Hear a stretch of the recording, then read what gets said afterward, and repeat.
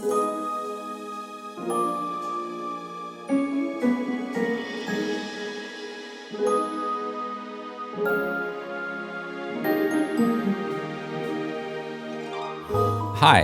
my name is Scott, and I have read all of the Harry Potter books multiple times. I've seen all of the movies, and like most of my peers, I continue to be a Harry Potter enthusiast to this day. And I'm Becki, and I have never read a Harry Potter book or seen any of the films, which makes me the ultimate Muggle.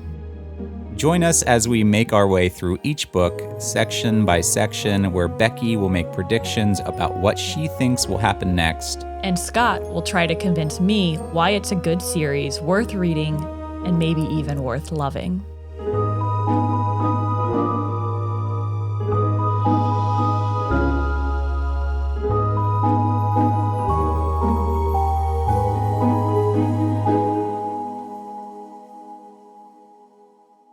Hi everyone, welcome to A Muggle's Guide to Hogwarts, where we're exploring the Harry Potter series with the ultimate Muggle, someone who has never read the books, never seen the movies, and really has no intention of ever doing so until I am making them do it right now. Not making you do it. Yeah, I do want to clarify because you do keep saying that, but I also want to let people know that this was my idea. Like, You are not forcing me to do this. This was my idea when we were in a used bookstore and saw some Harry Potter books. And I was like, maybe we should do a podcast where I read them. So this was not, I'm not being held against my will. Nobody needs to, call the authorities. It's fine. Okay, thank you for relieving all of our fans who listen to this. Yes. Okay, so we are here after a little bit of a break because life caught up with us and we needed to take some time to deal with other stuff, but we're back. And we want to talk about chapters 10, 11, and 12, which we read over the break and just compare them with Becki's predictions, which feels like so long ago now. Mm-hmm. Just for a little rundown on these chapters, chapter 10 is called Halloween. And that's when Quirrell runs out and is like, there's a troll in the dungeon. And then everyone runs away and Hermione's trapped in the girls' bathroom and Ron and Harry rescue her. Chapter 11 is called Quidditch, where they play Quidditch. And that's about it. But Quidditch happens. And I think in that chapter, they also learn about Nicholas Flamel. Mm-hmm. And then chapter 11 is called The Mirror of Erised. Chapter 12 is called The Mirror of Erised, where Harry stumbles upon the mirror. He gets his invisibility cloak and he stumbles on the Mirror of Erised in one of the abandoned classrooms and just stares at it for a while. And then Dumbledore's like, hey, Harry, don't do this because it's crazy and I'm moving it, so run away. And yeah, those are the three chapters. Yes. Why is there an apostrophe in Halloween? Halloween? Yeah, usually that would mean there's a letter missing or but it just says Halloween, but there's just a random apostrophe in it. I don't know. Maybe that's how British people do Halloween. Halloween? Yeah, Halloween. I'm not sure about that. Me neither. I think a lot happened in these three chapters. Yeah, I feel like it's pretty packed. Yeah, they're finally starting to gain some momentum as far as a storyline goes, which is nice. Yeah, you actually have something to kind of follow, and maybe it's easier to make predictions now because maybe or we're gonna find out later. So, what'd you think about this section of the book? What kind of stood out to you? What was shocking? What was nice? What didn't you like? Yeah, I was kind of waiting for the moment that the three of them were going to actually become best friends because I know they're kind of like a trio throughout the series. And they kind of don't like Hermione at the beginning, which is fair. I didn't really like Hermione at the beginning. She's not the most likable right off the bat.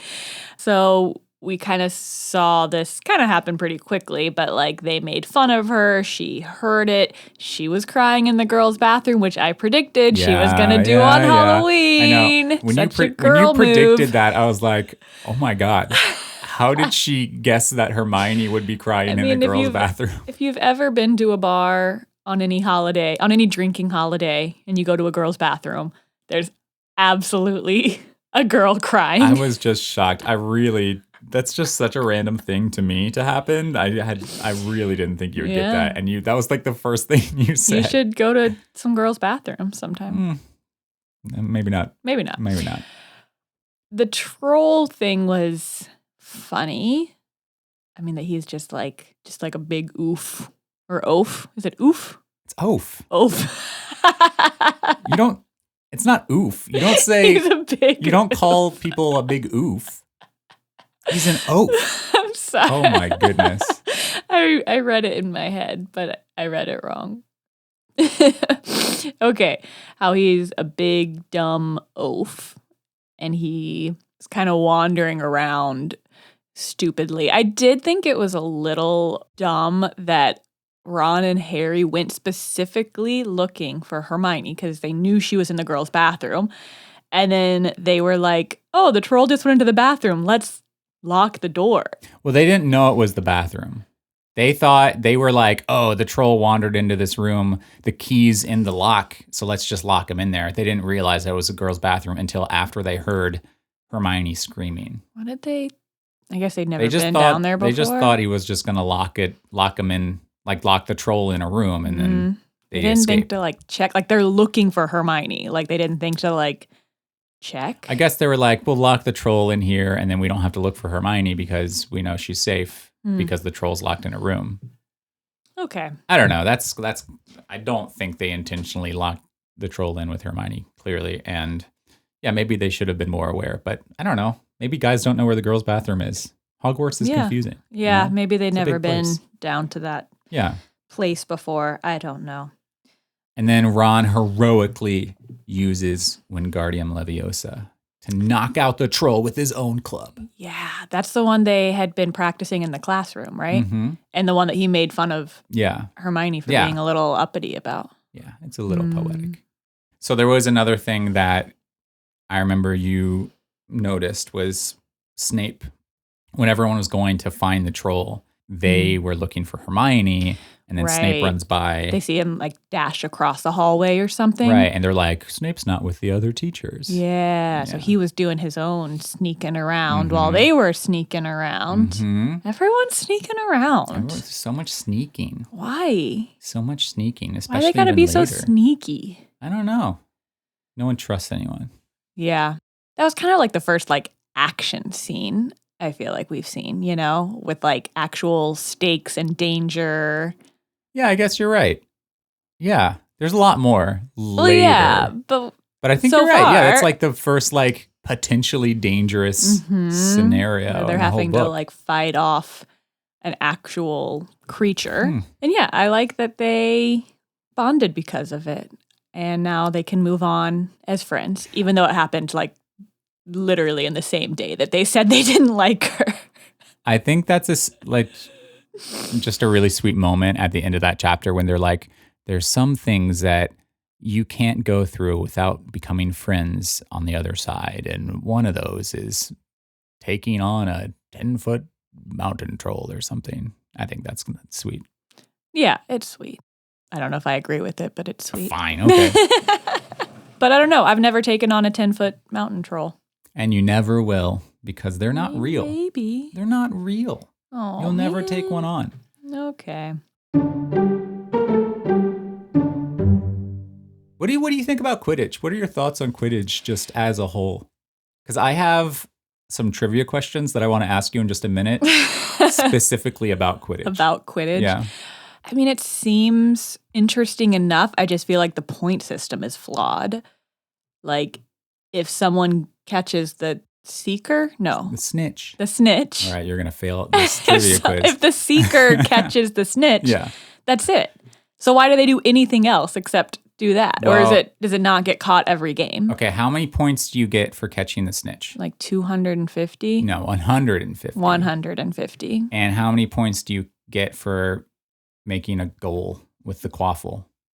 Like 7? 10. So it's possible that you can score more than 150 points with the quaffle, just like during normal play, and then the other team, or like like you might be really close, and then maybe catching the snitch would let the other team win. Yeah, it's dumb. Okay, it's dumb. Everyone thinks it's dumb. Literally, talk to anyone, any Harry Potter fan, and they're like, Quidditch is dumb. It's not designed well. It doesn't make any sense. She wasn't. And J.K. Rowling apparently doesn't know anything about sports. So she should have hired Mrs. McGonagall. Yeah, she is a fanatic. So yeah, the game itself doesn't make any sense whatsoever, but that's okay. And later on in the fourth book, they go to the Quidditch World Cup, and I think like at that point, J.K. Rowling kind of understood that the game didn't make any sense, but it was like too late to change it, and so that game plays out in a scenario where like a team catches the snitch to end the game, just to end the game, even though they're losing. We'll get to that book eventually, but yeah, I think everyone knows that the game doesn't make any sense. Okay, I mean, it didn't not make sense to me. It was a little simple, I think, but it's simple. I think there are some cool aspects to it. Like I like the beaters and the bludgers. I think that's kind of a cool thing. And then I think the snitch is like a cool way to end the game, but I think that that's all it should do. Just end the. I don't think it should be worth any points. I think it should just end the game. So like the other players on the team actually matter, because the way that it's set up now is literally nothing else matters on the field except for the seekers trying to catch the snitch. So it goes down to a team sport being an individual sport, because all that matters is, can the seeker catch the snitch? Because it's worth 150 points. And in almost every scenario, you catching that will win for your team, and it ends the game. So what happens if they don't catch the snitch? Does it just keep they talked about a really long game. Was that what happened? Yeah, that's the only way to end the game. Yeah. Oh, okay. Because then I was going to ask, does it ever not get found and it's just, a low scoring game or whatever, but it has to be found in order to be caught. Yeah. So that's why they talked about like a 3-month long game or something like that. Oh my gosh, that's wild. Yeah, that's the only way. And it's, I think that's kind of cool. It's like the more magical element of it, What do they wear for the games? Do they talk about uniforms? They might mention like a uniform. Like, do they have like numbers and like... I don't think they ever talk about that in the book. In the movies, there's a clear like Quidditch uniform with numbers and stuff. But in the book, I don't think that's ever brought up. Because they don't wear their cloaks, do they? That would be difficult. Probably not. Okay. Yeah, I don't really know. I think we'll watch the movie soon, and you'll be able to see. But you want some Quidditch trivia questions? Oh, sure. I got 3 Quidditch trivia questions for you. Okay. And they are all from this book, not necessarily this chapter. Okay. But they're from this book in a section that you've read already. Okay. Okay. You ready? Yes. Okay. They're also like not hard. Okay. This is like level 1 questions. Well, I just got the 2 about points wrong. This is what making me nervous. Those were not even trivia questions. Okay. What is the player that guards the goalposts called? Beekeeper. You're so close. Just make it not a compound word. Beaker. Just a keeper? You're getting farther away. Yeah, it's keeper. It's the keeper. And on the Quidditch team, who plays keeper? One of the Weasley brothers. No, not very wrong. It's the only other Quidditch player that you know. Jordan. No, he's the announcer. Yeah. She's the announcer. The announcer? Wait, is it a... It's a boy, and this person you thought Woodstick. Wood. Oliver Wood. There you go. Oliver Wood. Oh my goodness. Oh man. Okay. I'm doing really good at this. Another question. That was 2. Well, I said 3. Oh. And I added those in there because they're super easy. Oh my gosh. I haven't even asked my 3 questions yet. What? Okay. All right. Here are my 3 questions. Wait, you haven't even started any of your 3 questions. I just made up those new ones because clearly you weren't ready for the ones I was going to ask. This is awful. What is the name of the broom that Harry has in this book that's delivered to him, remember, by Owl when he's sitting in the Great Hall. The Nimbus 2000. Yes. I remember that one. Nice. Yeah. Okay, and here's my last question. It's a little bit tougher. How many fouls are possible in a game of Quidditch? Infinite. No. Oh. There is a The finite limit does number. not exist. I'd 16. No, 700. Oh man. Close though. Okay. Close.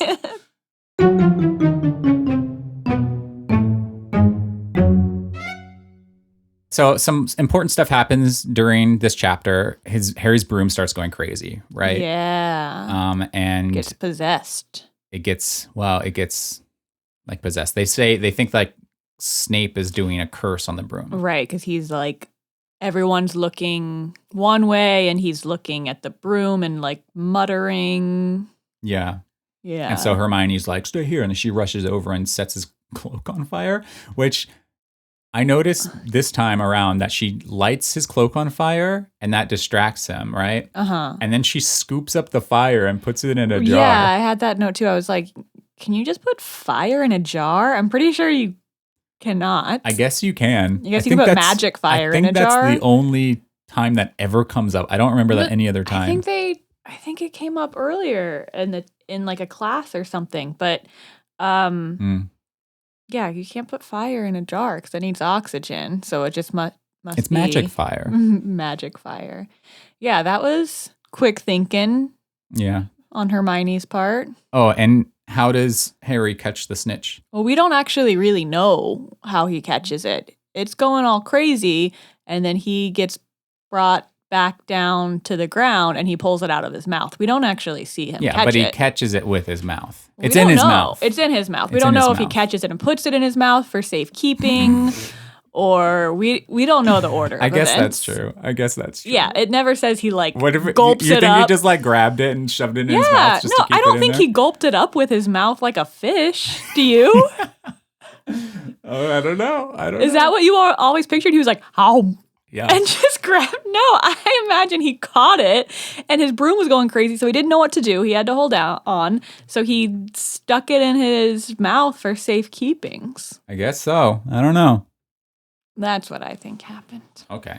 And then I think they go and talk to like Hagrid, and they're like, Snape tried to kill Harry, and also we saw him sneaking around during the troll, and so they're like expressing their concerns about Snape to Hagrid, and they think that Snape is trying to get past the three-headed dog. Well, yeah, because he has that big bite on his leg. Yeah. That's right. So he's like limping, and then Harry's spying on him, and he sees that he has a big bite.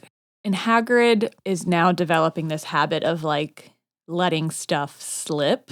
And I can't tell if he's like doing it on purpose, you know, like Willy Wonka style, like, don't stop, wait. I shouldn't have told you that, you know? Right. That kind of thing. Or if he's just like a babbling buffoon. What do you think it actually is? I think he's a babbling buffoon. Yeah, but I want to think I want to think that, I don't know, that he's smarter than that. What did he let slip? I don't It's your favorite person. Oh, the flannel guy. Yeah. Nicholas Flamel.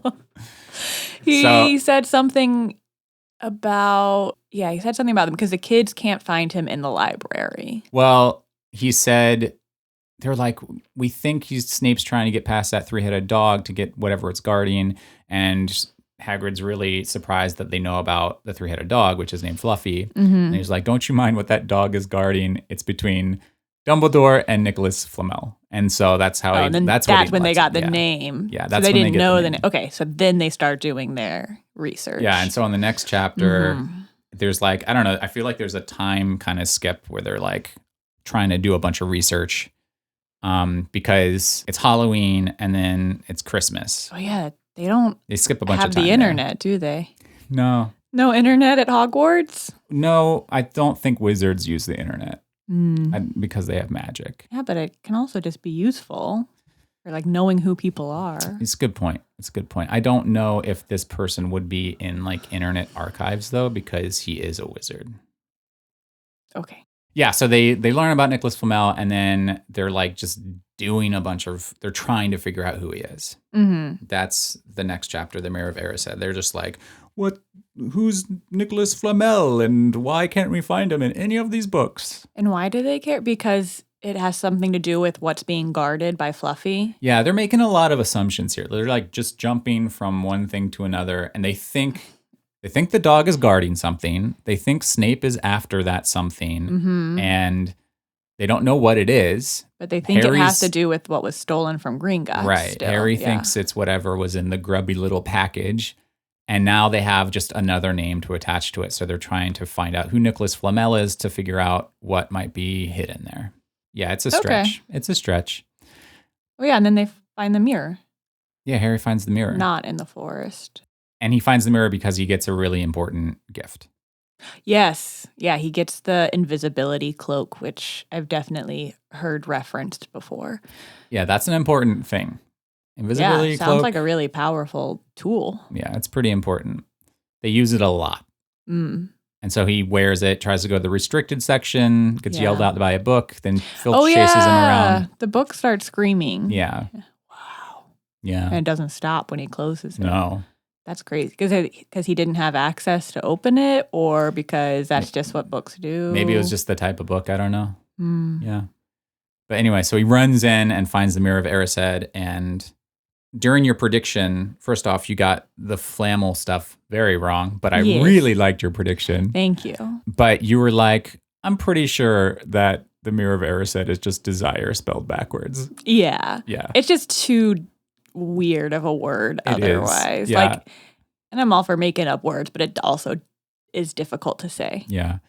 J.K. Rowling loves to pick names for things and people that are like super on the nose. Mm-hmm. And yeah, this is just desire spelled backwards. Yeah. Because when Harry looks into it, he sees what he most desires, and that's his family. Yeah, I feel like he could have just called it the Mirror of Desire, but... Yeah, they didn't need to get cryptic with it, I guess. Yeah, maybe because it's a mirror. That's what I said. I was like, maybe like in the reflection, although it still wouldn't say. Yeah, that's not how that works. You can't just write it backwards.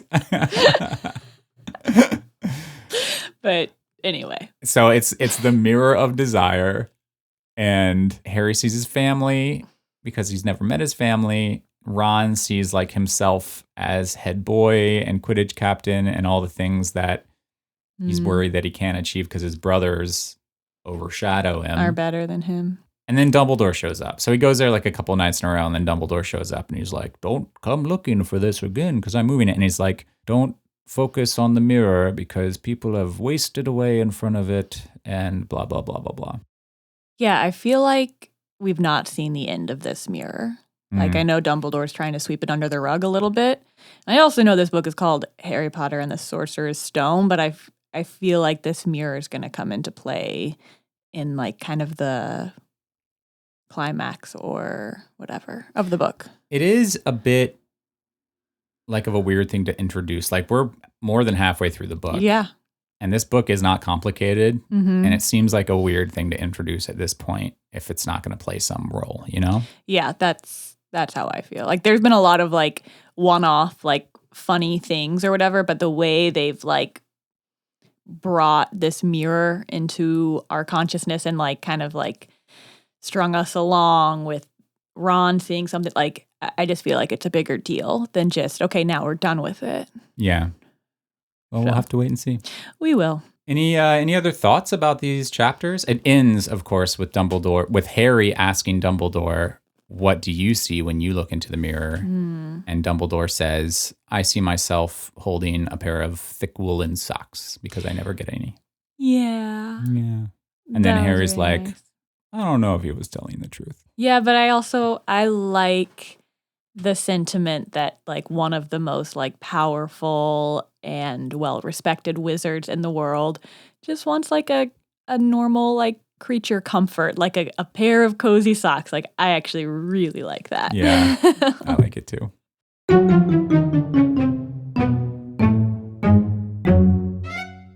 So we're gonna make Becki, not make her, we're gonna ask her politely to take a sorting quiz to see which house she belongs in. Okay, so there's a couple sorting, well, not a couple. There's a ton of sorting quizzes Do I online. need to put a hat on? Not, well, if you want to. Well, okay. All right. There's a ton of sorting quizzes online. I'll put one of your hats on. I'm putting this magical looking hat on. It's purple. Yeah. Yeah. Okay. There's a ton of sorting quizzes online, and I was going through a couple of them trying to find a good one, and most of them are terrible. Like, I saw a bunch with just like riddled with grammatical errors and spelling mistakes.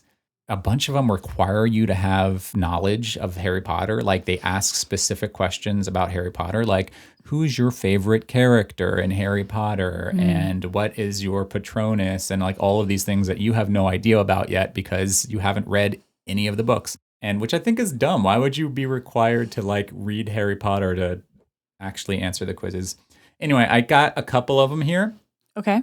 And the one that we're going to start with is the like official one. It's on wizardingworld.com, and which is like the Harry Potter website.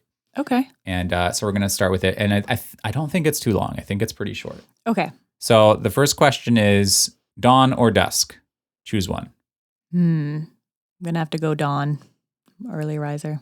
4 goblets are placed before you. Which would you choose to drink? The smooth, thick, richly purple drink that gives off a delicious smell of chocolate and plums. The mysterious black liquid that gleams like ink and gives off fumes that make you see strange visions. Ooh. The foaming, frothy, silvery liquid that sparkles as though containing ground diamonds. Or the golden liquid so bright that it hurts the eye and which makes sunspots dance all around the room. Can I see 1 and 2 again? Yeah, one was the smooth, thickly rich purple drink that gives off a delicious smell of chocolate and plums. The other one is the mysterious black liquid that gleams like ink and gives off fumes that make you see strange visions. I think 1 out of those. The purple drink? Yeah. Okay. I want it to be the second one, but I would probably be a little bit scared. If you were attending Hogwarts, which pet would you choose to take with you? A cat, a toad, or an owl? Oh, owl all the way. Barn owl, Okay. tawny owl, snowy owl, screech owl, or barn owl. No, sorry, brown owl. Brown, screech, snowy, tawny, barn. Screech. Screech. He looks cool. That does look like a cool owl. I like it. Okay. After you have died, what would you most like people to do when they hear your name? Ask for more stories about your adventures. Miss you but smile. Think with admiration of your achievements. I don't care what people think of me after I'm dead. It's what they think of me when I'm alive that counts. That one. This one. If you could have any power, which would you choose? The power to read minds? The power to change the past? The power of invisibility? The power to speak to animals? The power of superhuman strength? Or the power to change your appearance at will? Ooh, those are all pretty cool. I'm trying to think which would be the most useful, but I'm just going to go with my instincts for this. I'm going to go power to change the past. Which road tempts you most? The twisting, leaf-strewn path through the woods? The wide, sunny, grassy lane? The narrow, dark, lantern-lit alley? Or the cobbled street lined with ancient buildings? Definitely one of the nature ones tempts you the most, like makes you want to walk through it. Is that what it means? Yeah, that's what I'm getting. I would say the wide, sunny, grassy lane. I would absolutely walk down that in a heartbeat. Okay. A troll has gone berserk in the headmaster's study at Hogwarts. It's about to smash, crush, and tear several irreplaceable items and treasures. In which order would you rescue these objects from the troll's club if you could? A nearly perfected cure for dragonpox. Okay, I don't know. Dragonpox is just a disease that is potentially deadly. Does it kill people? Potentially. Okay. I think there's a cure. I don't know. Let's make it number 2. Why not? Student records going back 1,000 years. Let's make that number 3. A mysterious handwritten book full of strange runes. Sure, yeah. Number Save 1? that. Yeah. Okay. I don't know. You want to reorder them at all? Oh, You can now. okay. I think let's just leave it. It's fine. Leave it? Yeah. Okay. Choose one, left or right. Just a direction? I guess so. Okay. Left. The sorting hat is ready to make its Whoa, decision. That was so fast. Continue. Ravenclaw. Is that nice? Let's read up on it. Okay. Welcome to Ravenclaw. You probably know that some of Ravenclaw's most renowned members include Gilderoy Lockhart, which you don't know, and Luna Lovegood, which you don't know. Don't know. But did you know that Ravenclaw's Grey Lady, which is the ghost of Ravenclaw, is the least talkative Hogwarts house ghost, or that Ravenclaw's common room boasts the most stunning views of the castle grounds? Ooh, I like that. So Ravenclaws are smart. They have to answer a riddle to enter their common room. Mm-hmm. And I think they're just kind of like the wisest and smartest among everyone there. Yeah, well, that checks out. Yeah. All right, I want to do... Did you think I was going to be Ravenclaw, or did you think I was going to be something else? I thought you were either going to be Ravenclaw or Hufflepuff. Okay.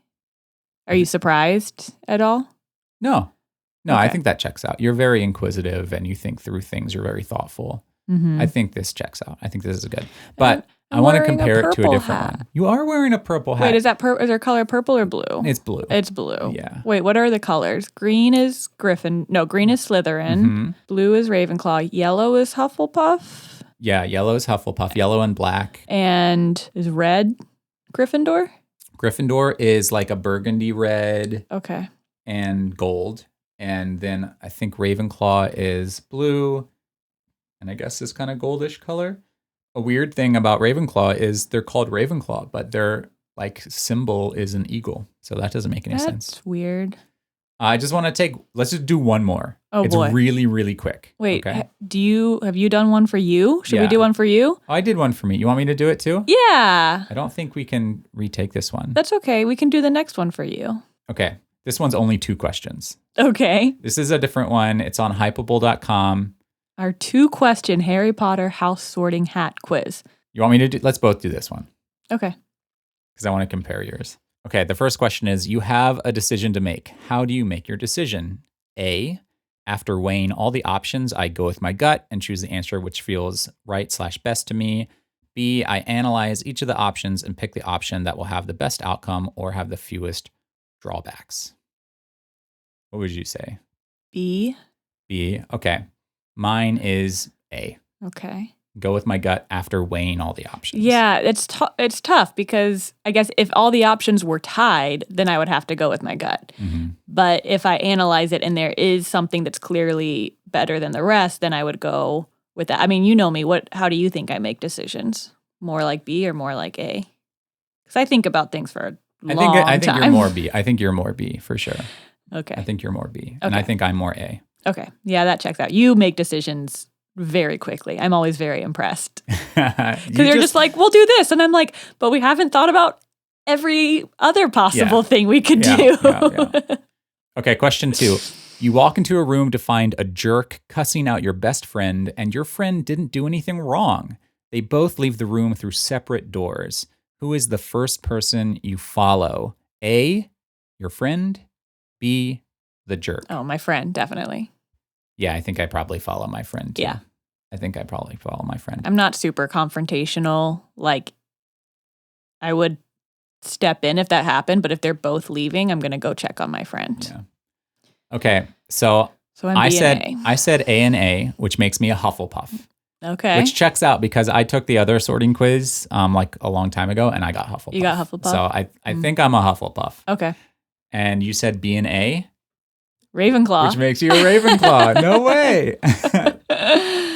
That's cool. I like that. Checks out. So I got double Ravenclaw. Double Ravenclaw. Wow. I like that a lot. I had no idea. There you go. Now I'm going to have some kind of like brand loyalty to I know. Ravenclaw. Yeah. Oh my gosh. You're going to hate all the other houses. Yeah. Anytime there's a Ravenclaw character, I'm going to be like, that's my girl. Yeah.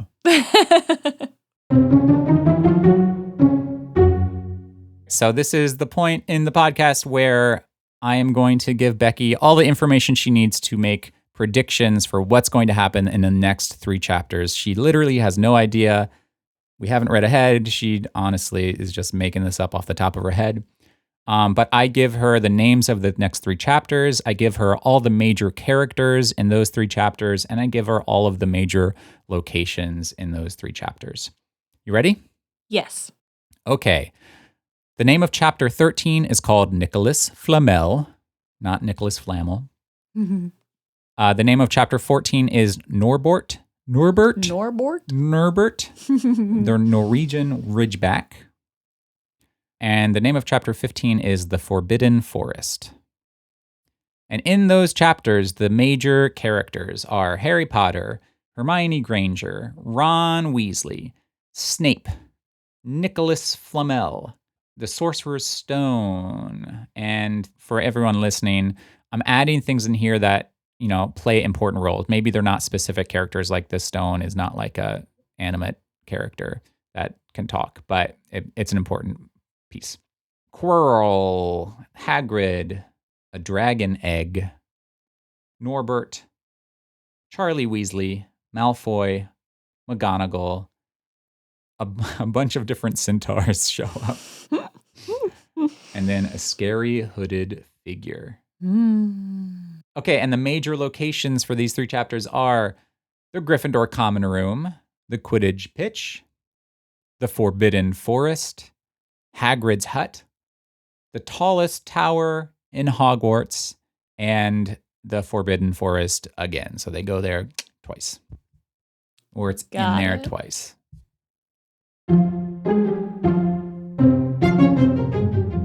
So, chapter 13, Nicholas Flamel. Are you sure it's Flamel? I'm very sure. How could you be completely sure? Because I've seen the movie. What if they changed it for the movie? Good point. I'm not 100% sure. Okay. It's probably Flamel.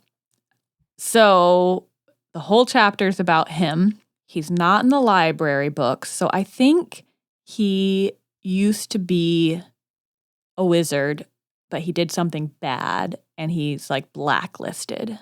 He's like censored from all the books and documents, and that's why it's so hard to find anything about him. Yeah. But I think he's buddies with Snape, and I think he kind of like Flamel still kind of has his hands in Hogwarts a little bit through Snape. They're in on something. And then, I had the Sorcerer's Stone as a character. I was thinking, like, does it talk like the way the Sorting Hat talks? Like, is it like a singing gemstone? I'm not sure what's going on with that. So somehow the kids figure out something about Nicholas Flamel, and they go back to talk to Hagrid at his hut. And we have Norbert, the Norwegian Ridgeback. So a Rhodesian Ridgeback is a dog, but I'm going to say a Norwegian Ridgeback is a dragon, because Hagrid said he really likes dragons and he wanted a dragon one day. And there's also a dragon egg in this section. So I think that Norbert is the dragon mom. It could be the dad, but I think it's like a girl named Kevin situation, like an Up. Like, he named it Norbert, turns out it's a girl, it has an egg, and Hagrid's really excited to take care of them, but I think he's not supposed to have one, maybe? I don't know. They've mentioned dragons a few times, but I don't know how dragons are treated or thought about in this series. I think dragons are awesome, and Hagrid likes dragons, but are they like friendly like dogs? Like, do people have them as pets? Or are they like mean like the ones in Gringotts? I don't know. I don't know either.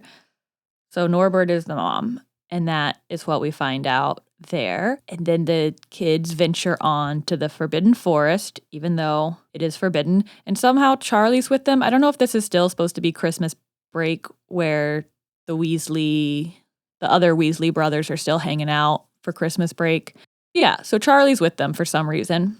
They go to the Forbidden Forest, and they're looking for Flamel, or maybe looking for the Sorcerer's Stone. Maybe they found a map.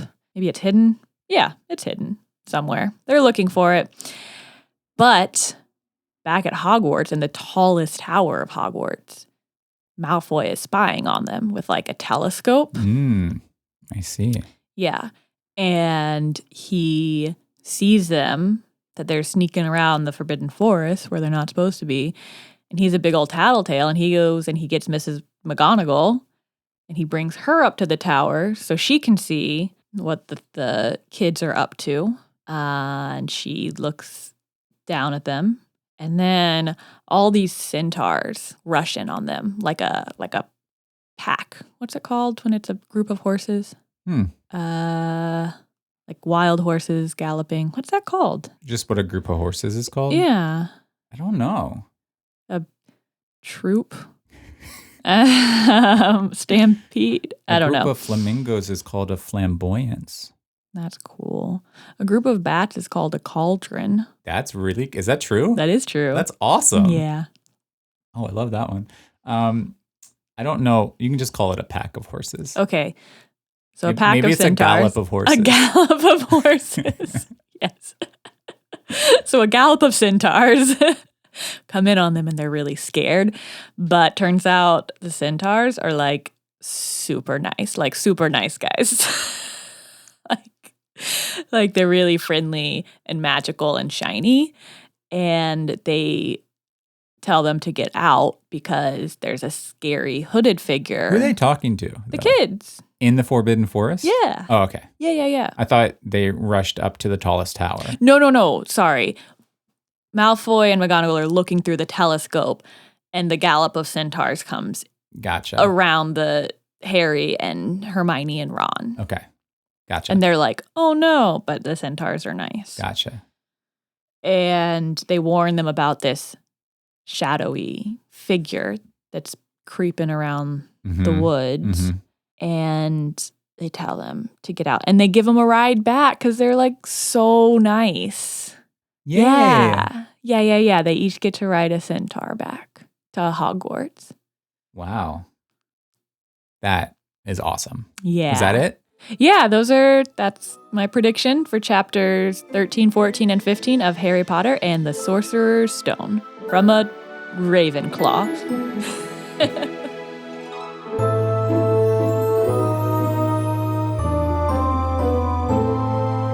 Thank you, Becki, so much for that prediction. We're going to go and read the next 3 chapters now and figure out what was right and what was wrong. We'll be back next week with another edition of this, and actually the last episode of the book. No, 2 more. 2 more. We got 2 more. Yeah. And then after that, we're going to watch the movie, and we'll put that up. But thank you so much. Guys, if you are interested in following us on Instagram, we have an Instagram at Muggles Guide Podcast. We also have Twitter at Muggles Guide. I'm putting these up on YouTube kind of sparingly, so if you want, you can watch it on YouTube. Otherwise, give us a rating, give us 5 stars, leave us a review. We would really appreciate it. And thanks for listening. We are having a blast doing this, and we hope that you're enjoying listening to our craziness here. Anyway, we will catch you next time. Thank you so much. Bye. Bye.